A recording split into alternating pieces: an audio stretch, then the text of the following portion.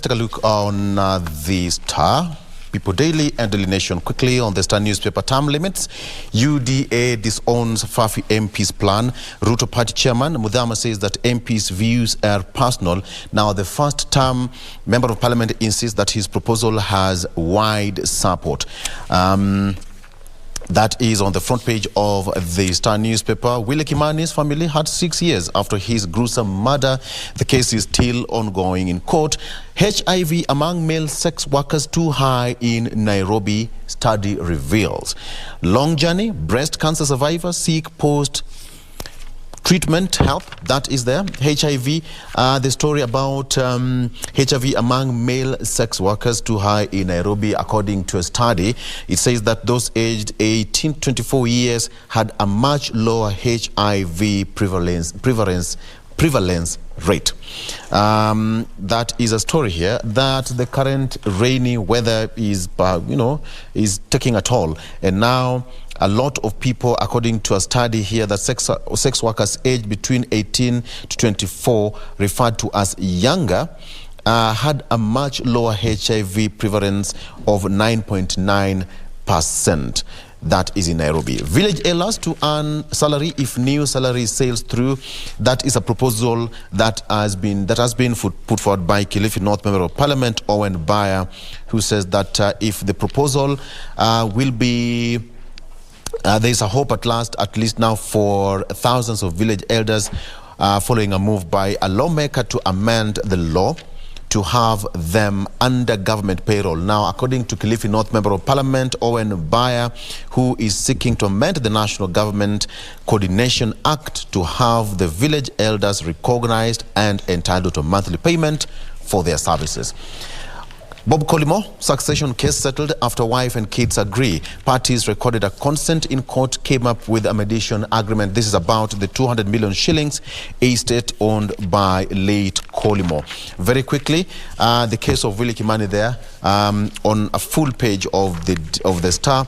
The story of presidential term limit. UDA disowns lawmaker's plan. Ruto Party Chairman Mudhama says that MP's views are personal and they stand for open democracy. The party and his chairman, Johnson Mudhama, said that they are not involved in the talk of removing term limit or setting an age cap. That is a story that is captured here quite deeply on the Star newspaper. 2017 poll violence haunts Kome, who was vetted yesterday. Affidavit cites 2 cases: murder of Stephanie Mura and storming of University of Nairobi by police. Of course, he was vetted yesterday by the National Assembly to take over as the new IG. All right, very quickly on to the People Daily. Border gang attacks rise sharply. Over 1,500 suspects arrested countrywide as police crack down on gun and knife wielding raiders. Police police boss nominee big on pledges. That is Japheth Koome, who was vetted yesterday. And strike, court tells KQ pilots. Again, that's a story that we'll be following up for you, whether they've resumed and the flights are now ready to take off. Governor quizzed on electricity deal. Kakamega County boss Fernandez Baraza was yesterday grilled for the second day at the EACC offices over why cost of laying electricity lines from Turkana to Suswa over short budget. That is around 18 billion shillings. And very quickly again here, a scheme to amend presidential term limit law opposed. That's according to Fafi MP, who is now facing a lot of backlash from in and without the among his circles from UDA and even the opposition. That is very quickly on the People Daily. And finally on the Daily Nation, again, storm over plot to end presidential term limits. The age at which Salah Yakub, who is now Fafi Member of Parliament, wants a person to be barred from running for president rather than the current constitutional limit of 2 terms. That is now 75 years.